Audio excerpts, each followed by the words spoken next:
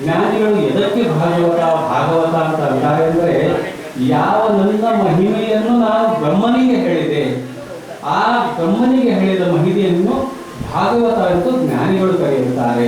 ಇದು ಭಾಗವತದ ಒಂದು ಡೆಫಿನೇಷನ್. ಯಾವಾಗಲೂ ಭಾಗವತವಾಗಲಿ, ಗೀತೆಯಾಗಲಿ, ಶ್ಲೋಕಂವಾ ಶ್ಲೋಕಾರ್ಧಮೇವಾ ಪಾದಂವಾ ಎಷ್ಟು ಧಾರ್ಯತೆ ನಿತ್ಯಂ ಸ ಮೋಕ್ಷಂ ಅಧಿಗಚ್ಚತಿ. ಭಾಗವತದ ಒಂದೇ ಒಂದು ಭಾ ಎನ್ನುವ ಶಬ್ದಕ್ಕೂ ಅಷ್ಟೊಂದು ಮಹತ್ವವಿದೆ, ಗೀತೆಯ ಗೀ ಎಂಬ ಶಬ್ದಕ್ಕೂ ಅಷ್ಟೊಂದು ಮಹತ್ವವಿದೆ. ಸೊ ಇದು ಭಾಗವತ ಸಾರ್ವಕಾಲ ಹನುಮಂತ ದೇವರ ಸಾನ್ನಿಧ್ಯದಲ್ಲಿ ಇದು ಹೇಳುವ ಒಂದು ಇಚ್ಛೆ ಇತ್ತು, ಅದಕ್ಕಾಗಿ ಇದೊಂದು ಡೆಫಿನೇಷನ್ ಅಂತ ಹೇಳಿದೆ. ಈಗ ನಾವು ನಮ್ಮ ಇವತ್ತಿನ ಕೊಟ್ಟ ಒಂದು ಟಾಪಿಕ್ 16ನೇ ಗೀತೆ 16ನೇ ಅಧ್ಯಾಯ ದೈವಾಸುರ ಸಂಪತ್ ವಿವಾಹ ಯೋಗ. ದೈವಿ ಸಂಪತ್ತು ಮತ್ತು ಆಸುರಿ ಸಂಪತ್ತು.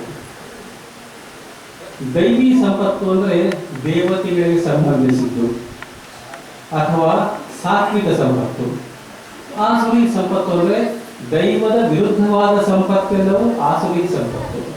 ಇದು ಈ ಒಂದು 16ನೇ ಅಧ್ಯಾಯದ ಒಂದು ಟೈಟಲ್ ಅಂತ ಏನು ಹೇಳ್ತೇವೆ, ದೈವಾಸುರ ಸಂಪತ್ ವಿಭಾಗ ಯೋಗ.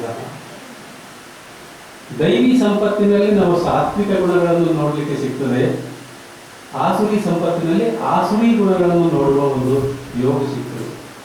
ಈಗ ನಾವೆಲ್ಲರೂ ವಿಚಾರ ಮಾಡಿ, ನಾವೆಲ್ಲರೂ ಸದ್ಭಕ್ತರು, ಭಗವಂತನ ಭಕ್ತರು, ಆಸ್ತಿಕರು. ಇಲ್ಲಿ ನೆರೆದದ್ದು ಕಾರಣ ಅಂದರೆ ನಾವು ಭಗವಂತನ ಬಗ್ಗೆ ಮಹಿಮೆಯನ್ನು ಕೇಳೋದಕ್ಕೆ ನಾವು ಇಲ್ಲೆಲ್ಲ ನೆರೆದದ್ದು.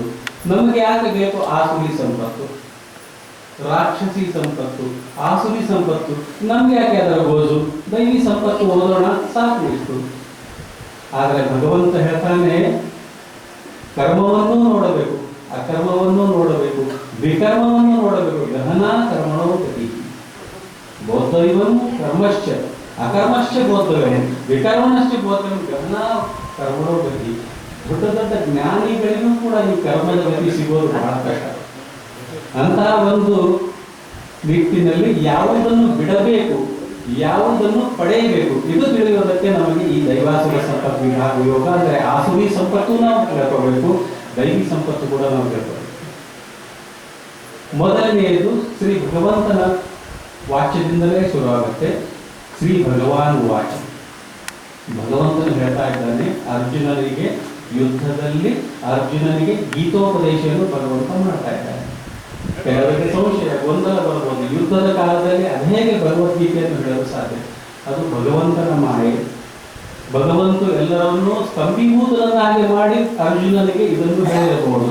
ಸುಮಾರಾಗಿ ಇದು ಒಂದು 18 ನಿಮಿಷದ ಒಳಗೆ ಭಗವಂತ ಅರ್ಜುನನಿಗೆ ಭಗವದ್ಗೀತೆ ಉಪದೇಶವನ್ನು ಮಾಡಿರಬಹುದು ಅನ್ನೋ ಒಂದು ಅಂದಾಜು. ಯಾಕೆ ಅಂದರೆ ಅರ್ಜುನ ಸಾಮಾನ್ಯನಲ್ಲ, ಇಂದ್ರಾವತಾರ. ಆ ಅರ್ಜುನನಿಗೆ, ಇಂದ್ರಾವತಾರನಿಗೆ ಹೇಳುವ ಒಂದು ಅವಶ್ಯಕತೆ ಏನಿಲ್ಲ, ಅದನ್ನು ಸ್ಮೃತಿಗೆ ತಂದು ಕೊಡುವ ಒಂದು ಕೆಲಸ ಭಗವಂತ ಮಾಡಿದ್ದಾನೆ. ಅದರಲ್ಲಿ ಭಗವಂತ ಅಂದರೆ ಸರ್ವೇ ಸಾಮಾನ್ಯ ಭಗವಂತ. ನಾವು ಯಾರಿಗೆ ಭಗವಂತ ಅನ್ನಬೇಕು? ಯಾಕೆ ಅವನಿಗೆ ಭಗವಂತ ಅನ್ನಬೇಕು? ಯಾಕೆ ನನಗೆ ಭಗವಂತ ಅನ್ನಬಾರದು? ಈ ಪ್ರಶ್ನೆ ಬರ್ತದೆ. ಭಗವಾನ್, ವಾನ್ ಪ್ರತ್ಯಯ, ಭಗವಾನ್ನಲ್ಲಿ ವಾನ್ ಪ್ರತ್ಯಯ. ಗುಣವಾನ್, ವಾನ್ ಎಲ್ಲಿ ಬರುತ್ತೆ? ಅವನಿಗೆ ಗುಣ ಇದೆ. ರೂಪವಾನ್, ಯಾರಿಗೆ ರೂಪವಿದೆ ರೂಪವಾನ್. ಧನವಾನ್, ಯಾರ ಹತ್ರ ಧನ ಇದೆ ಅವನು ಧನವಾನ್. ಗುಣ ಯಾರ ಹತ್ರ ಇದೆ ಅವನು ಗುಣವಾನ್. ಭಗ ಯಾರ ಹತ್ರ ಇದೆ ಅವನು ಭಗವಾನ್. ಈಗ ಪ್ರಶ್ನೆ ಗೊತ್ತಾ, ಭಗ ಅಂದರೆ ಏನು? ಭಗ ಈ ಶಬ್ದ ಭಾಗ್ಯದಿಂದ ಬಂದದ್ದು. ಭಾಗ್ಯ ಅಂದರೆ ಏನು? ಮತ್ತೆ ಮುಂದಿನ ಯಾರಿಗೆ ಭಾಗ್ಯ ಇದೆ? ಭಾಗ್ಯ ಅಂದರೆ ಯಾವನ ಹತ್ರ ಅನಂತ ಕಾಲದಿಂದ ಅನಂತ ಕಾಲದವರೆಗೆ ಭಾಗ್ಯ ಇದೆಯೋ ಅವನ ಭಾಗ್ಯ. ನಮ್ಮ ಹತ್ರ ಕೂಡ ಭಾಗ್ಯ ಇದೆ, ನನ್ನ ಹತ್ರ ಕೂಡ ಕಾರ್ ಇದೆ, ನನ್ನ ಹತ್ರ ಮನೆ ಇದೆ, ನನ್ನ ಪರ್ಸಲ್ಲೂ ದುಡ್ಡಿದೆ. ನಾನು ಭಗವಾನ್ ಆಗುತ್ತೇನೆ? ಆಗೋದಿಲ್ಲ. ಯಾಕೆ ಅಂದರೆ ಭಗವಾನ್ ಅಂತ ಹೇಳಿ ನಾವು ಭಾಗವತದ ಡೆಫಿನೇಷನ್ ನೋಡಿದ್ದೆವು, ಅದೇ ಥರ ನಾವು ಭಗವಾನ್ನ ಡೆಫಿನೇಷನ್ ಕೂಡ ನೋಡಬೇಕು. ಭಗವಾನ್ ಡೆಫಿನೇಷನ್ ಐಶ್ವರ್ಯಸ್ಯ ಸಮಗ್ರಸ್ಯ ವೀರ್ಯಸ್ಯ ಯಶಸ್ಸಸ್ತ್ರೀಹ ಜ್ಞಾನ ವಿಜ್ಞಾನ ಯೋಶ್ಯ ಷಣ್ಣಾಂ ಭಗ ವಿಹೀರಿಣಃ. ಯಾರ ಹತ್ರ ಈ 6 ಗುಣಗಳಿದೆ, ಯಾರ ಹತ್ರ ಈ 6 ಕ್ವಾಲಿಟೀಸ್ ಇದೆ ಅವನು ಭಗವಾನ್. ಐಶ್ವರ್ಯಸ್ಯ. ಐಶ್ವರ್ಯ ಎಂತ ಐಶ್ವರ್ಯ ಇರಬೇಕು? 14 ಲೋಕಗಳ ಒಂದು ಆಸ್ತಿ ಭಗವಂತನಿಗೆ, ಅದು ಅನಂತ ಕಾಲದಿಂದ ಅನಂತ ಕಾಲದವರೆಗಿನ ಆಸ್ತಿ, ಅದು ಐಶ್ವರ್ಯ. ನಮ್ಮಂತಹ ಐಶ್ವರ್ಯ ಅದು ಐಶ್ವರ್ಯ ಅಲ್ಲ. ಇದು ಟೆಂಪರರಿ ಐಶ್ವರ್ಯ, ಬರ್ತದೆ ಹೋಗ್ತದೆ. ಭಗವಂತನಿಗೆ ಆ ಥರದ ಯಾವ ಪ್ರಶ್ನೆಗಳು ಇಲ್ಲ. ಅವನಿಗೆ ಅನಂತದಿಂದ ಅನಂತ ಕಾಲದವರೆಗೆ ಈ ಐಶ್ವರ್ಯ. ಅದಕ್ಕೆ ಅವನಿಗೆ ಅಚ್ಯುತ ಅಚ್ಯುತ ಅಂತ ಕರೀತೇವೆ. ಯಾಕಂದ್ರೆ ಚ್ಯುತಿ ಇಲ್ಲದವನು ಅಚ್ಯುತ. ಐಶ್ವರ್ಯಸ್ಯ ಸಮಗ್ರಸ್ಯ ವೀರ್ಯಸ್ಯ ಪರಾಕ್ರಮ. ಯಾವುದಾದರೂ ಯುದ್ಧದಲ್ಲಿ ಭಗವಂತ ಸೋತ, ರಾವಣನಿಂದ ಸೋತ ಅಥವಾ ಹಿರಣ್ಯಕಶ್ಯಪುವಿನ, ಈ ಥರದ ಉದಾಹರಣೆ ಭಗವಂತನಲ್ಲಿ ಎಲ್ಲಿಯೂ ಕಾಣ ಸಿಗುವುದಿಲ್ಲ. ಅಂದರೆ ಅವನ ಪರಾಕ್ರಮ, ಅವನ ಒಂದು ಯಶಸ್ಸು ಅದು ಕಟ್ಟಿಕಟ್ಟು. ಸಮಗ್ರಸ್ಯ ವೀರ್ಯಸ್ಯ, ಅವನ ಪರಾಕ್ರಮ, ಯಶ. ಯಶ ಅವನಿಗೆ ಯಾವಾಗಲೂ ಯಶ, ಎಲ್ಲಿದ್ದರೂ ಯಶ.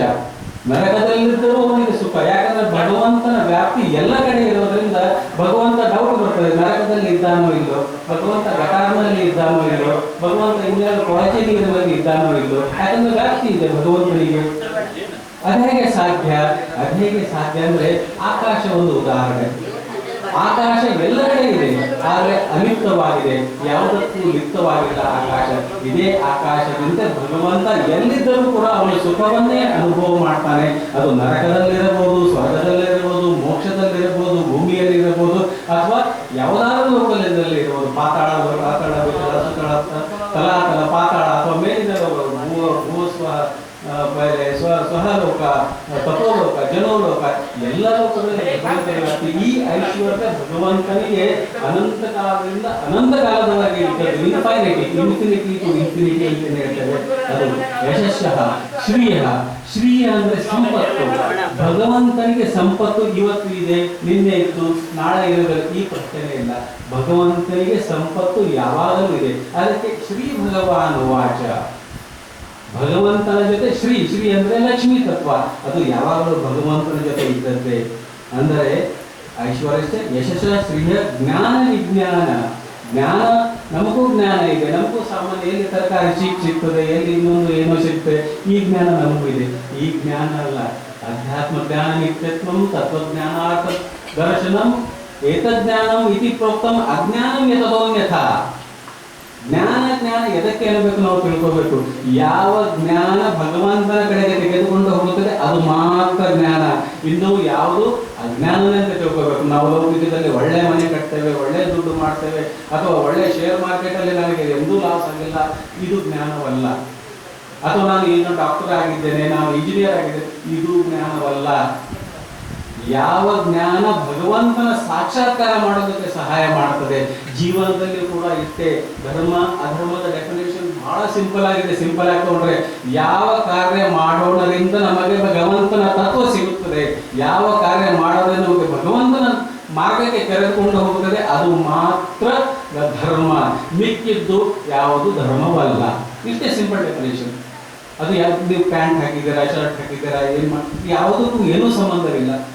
ನಿಮಗೆ ಯಾವುದಾದ್ರೂ ಒಂದು ಕಾರ್ಯ ಮಾಡಿದರೆ, ನೀವು ಟೀಚರ್ ಆಗಿರ್ಬೋದು, ಚಮ್ಮಾರ ಆಗಿರ್ಬೋದು, ಬಡಿಗಾರ ಆಗಿರ್ಬೋದು, ಶನಿವಾರ ಆಗಿರ್ಬೋದು, ಕಂಬಾರ ಆಗಿರ್ಬೋದು, ಯಾರಾದ್ರೂ ಏನಾದ್ರೂ ಕೆಲಸ ಮಾಡಿರಿ, ಆ ಕೆಲಸ ಭಗವಂತನ ನಿಷ್ಠೆ, ಭಗವಂತನ ಸೇವೆ, ಭಗವಂತನಿಗಾಗಿ ಅಂತ ಮಾಡಿದಾಗ ಅದು ಧರ್ಮ ಆಗ್ತದೆ.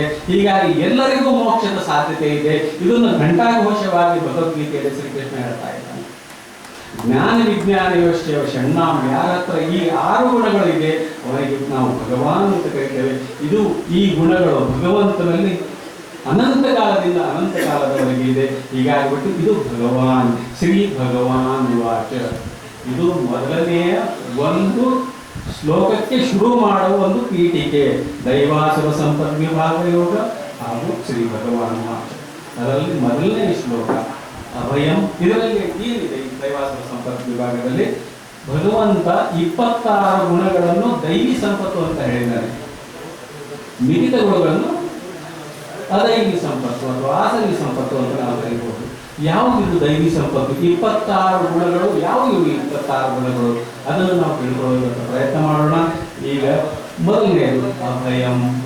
ಓದ್ತೇನೆ ಒಂದು ಶ್ಲೋಕ, ಆಮೇಲೆ ಒಂದೊಂದಾಗಿ ತಿಳಿದುಕೊಳ್ಳೋ ಪ್ರಯತ್ನವನ್ನು ಮಾಡೋಣ. ಭಗವದ್ಗೀತೆ ಎಂಥ ಒಂದು ಗ್ರಂಥ ಅಂದರೆ, ನಾನು ನನ್ನ ಅನುಭವದಲ್ಲಿ ಹೇಳ್ತಾ ಇದ್ದೇನೆ, ಸುಮ್ಮನೆ ಪುಸ್ತಕ ನೋಡಿ ಓದೋದಲ್ಲ. ಎಷ್ಟು ಸಾರಿ ಭಗವದ್ಗೀತೆಯನ್ನು ನೀವು ತೆಗೆದು ಓದ್ತೀರಾ ಅಷ್ಟು ಸಾರಿ ಹೊಸ ಹೊಸ ಅರ್ಥ ಪ್ರತಿಯೊಂದು ಶಬ್ದಕ್ಕೂ ಬರ್ತದೆ, ಪ್ರತಿ ಅಕ್ಷರಕ್ಕೂ ಬರ್ತದೆ. ಅದರಲ್ಲಿ ಚ ತು ಇವ ಏವ ಈ ಅವ್ಯಯ ಪದಗಳಿಗೂ ಕೂಡ ಈ ಭಗವದ್ಗೀತೆಯಲ್ಲಿ ಅಷ್ಟೊಂದು ಸುಂದರ ಅರ್ಥಗಳಿದೆ. ಆ ಅರ್ಥಗಳು ಪ್ರತಿ ಸಾರಿ ಹೊಸ ಹೊಸ ಅರ್ಥ ಬರ್ತದೆ. ನಿಜವಾದ ಅನುಭವದಿಂದ ಹೇಳ್ತಾ ಇದ್ದೇನೆ. ನಾನು ಇವತ್ತು ಭಗವದ್ಗೀತಾ ಓದಿದ ಒಂದು ಅರ್ಥ ಆಗ್ತದೆ, ನಾಳೆ ಮತ್ತೆ ಇದೇ ಶ್ಲೋಕಕ್ಕೆ ಮತ್ತೆ ಇನ್ನೂ ಹೊಸ ಅರ್ಥ ಆಗ್ತದೆ, ನಾಡಿದ್ದು ಇನ್ನೂ ಬೇರೆ ಅರ್ಥ ಆಗ್ತದೆ. ಎಂತ ಒಂದು ವರ್ಸಟೈಲ್ ಡೈನಾಮಿಕ್ ಇದು ಟೆಕ್ಸ್ಟ್ ಅಂದ್ರೆ ಭಗವಂತನ ಶ್ರೀಮುಖದಿಂದ ಬಂದದ್ದು. ಯಾರಾದ್ರೂ ಮನುಷ್ಯರು ಏನೋ ಮಾಡಿದ್ರೆ ಏನಾದ್ರು ತಪ್ಪಿರಬಹುದು, ಅಥವಾ ಗ್ರಾಮರ್ ಮಿಸ್ಟೇಕ್ ಇರಬಹುದು, ಇನ್ನೊಂದು ಏನೋ ಇರಬಹುದು, ಅಥವಾ ಒಂದು ಸುಮ್ಮನೆ ಉದ್ದದಾಗಿ ಹೇಳಿರಬಹುದು, ಒಂದೇ ಮಾತನ್ನು ಬಹಳ ದೊಡ್ಡದಾಗಿ ಹೇಳಿರಬಹುದು, ಅಥವಾ ಒಂದನ್ನು ಸಂಕ್ಷಿಪ್ತವಾಗಿ ಹೇಳಿದ್ರು. ಇದರಲ್ಲಿ ಅದು ಯಾವುದೇ ತರಹದ ಗೊಂದಲವಿಲ್ಲ.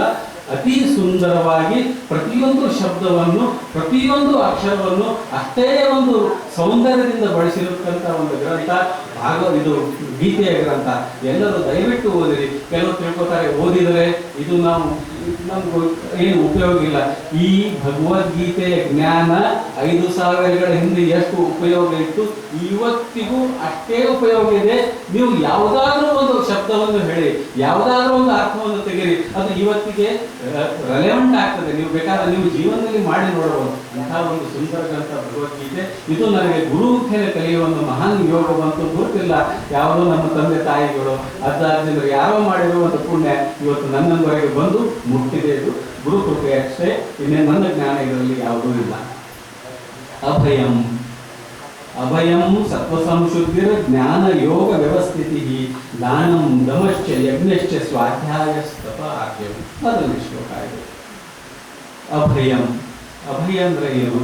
ಸುಮ್ಮನೆ ನಾವು ಹೇಳ್ತೇವೆ ಅಭಯ ಅಭಯ ಅಂತ ಹೇಳುದು. ಅಭಯ ಅಂದ್ರೆ ಏನು?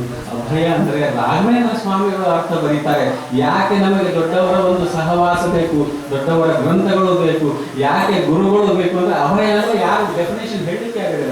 ಆಗ ರಾಘವೇಂದ್ರ ಸ್ವಾಮಿಗಳು ಅಥವಾ ಇನ್ನೂ ಯಾವುದಾದ್ರು ಮಹಾನ್ ಶಂಕರಾಚಾರ್ಯರಿದ್ದಾರೆ, ಟೀಕಾಚಾರ್ಯರಿದ್ದಾರೆ, ಬಹಳಷ್ಟು ಜನ ದೊಡ್ಡ ದೊಡ್ಡ ಜ್ಞಾನಿಗಳಿದ್ದಾರೆ, ಮಧ್ವಾಚಾರ್ಯರಿದ್ದಾರೆ. ಅವರೆಲ್ಲರೂ ಅರ್ಥ ಸುಂದರವಾದ ಅರ್ಥವನ್ನು ಬರೆದುಕೊಡ್ತಾರೆ. ರಾಘವೇಂದ್ರ ಸ್ವಾಮಿಗಳು ಹೇಳ್ತಾರೆ ಪರಸ್ಪರ ಭಯರಾಯಿತು ಅಂದರೆ ನನ್ನನ್ನು ನೋಡಿದರೆ ಇನ್ನೊಬ್ಬರಿಗೆ ಭಯ ಬರಬಾರದು, ನನ್ನ ಇರುವಿನಿಂದ ಇನ್ನೊಬ್ಬರಿಗೆ ಭಯ ಬರಬಾರದು, ಅದೇ ತರ ಅವರಿಂದ ನನಗೆ ಭಯ ಬರಬಾರದು. ನಾವು ವಶಿಷ್ಠರ ಆಶ್ರಮ, ವಿಶ್ವಾಮಿತ್ರರ ಆಶ್ರಮ, ಕೌಶಿಕ ಋಷಿಗಳ ಆಶ್ರಮ ಅಂತ ಕೇಳ್ತೇವೆ. ಆ ಆಶ್ರಮದಲ್ಲಿ ಹುಲಿಗಳು ಬರ್ತಿತ್ತು, ಆಕಳು ಇರ್ತಿತ್ತು, ಭಯ ಇರ್ತಾ ಇರಲಿಲ್ಲ. ಆ